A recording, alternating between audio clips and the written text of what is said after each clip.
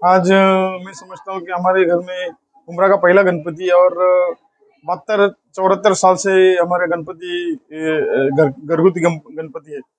गणेश चतुर्थी से लेकर आनंद चतुर्दशी तक 10 दिन का गणपति हमारे आज 72-74 साल हो गए ये टाइम से बैठ रहे। पूरे गांव में आप देखेंगे तो पहला गणपति हमारा था और हमारा है।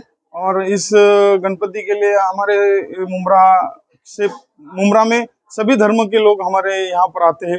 आज मैं समझता हूँ कि हारून चाचा थे जो कि फाउंडर मेंबर है ईद मिलादुन नबी जुलूस के। वो उनका और हमारा बहुत घरेलू संबंध था।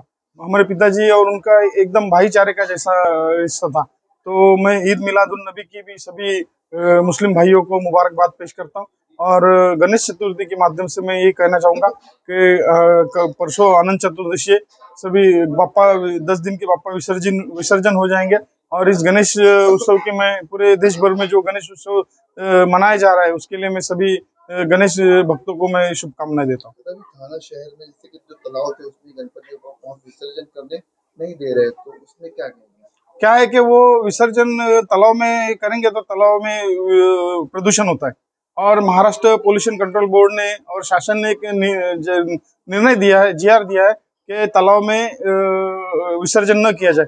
आप इतने सालों से देखेंगे कि थाना में एक क्या बोलते हैं उसको, कृत्रिम तालाब बना के उसमें विसर्जन किया जाता है। तालाब में कहीं भी थाना में भी विसर्जन नहीं किया जाता।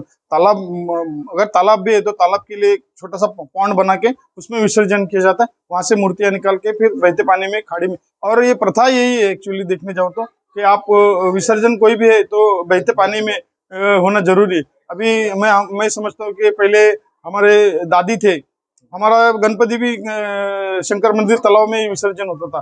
तो दादी को हमारे एक ब्राह्मण थे, उन्होंने कहा था कि बाप्पा के सामने वहां भी भगवान है, मंदिर है, गणपति बाप्पा है, तो बाप्पा के सामने बाप्पा को विसर्जन करना अच्छा नहीं, आप बहते पानी में खाड़ी में विसर्जन करो। तब से हमारी दादी ने वो विसर्जन खाड़ी में चालू किया। तो मैं गणेश भक्तों से यही कहूंगा कि प्रदूषण मुक्त गणेश उत्सव मनाने के लिए और खास करके ये जो तालाब है उनका संवर्धन महानगर पालिका कर रहे, उनका अच्छा ब्यूटिफिकेशन कर रहे। वो उसको अभी आप देखेंगे कि अभी शंकर मंदिर तालाब है, तो तालाब में विसर्जन करना मैं समझता हूँ कि अभी इतने सालों से प्रथा है, सबकी भावनाओं का प्रश्न है।